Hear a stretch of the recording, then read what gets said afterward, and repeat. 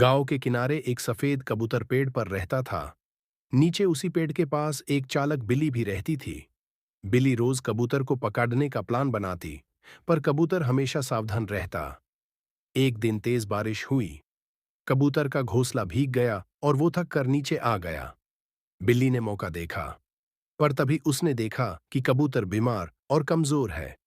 बिल्ली का दिल पिघल गया। उसने कबूतर को नुकसान पहुंचाने के बजाय उसे सुरक्षित जगह पर छोड़ दिया। कुछ दिन बाद कबूतर ठीक हो गया। उसने बिल्ली के लिए ऊपर से खाना गिराया और दोनों अच्छे दोस्त बन गए।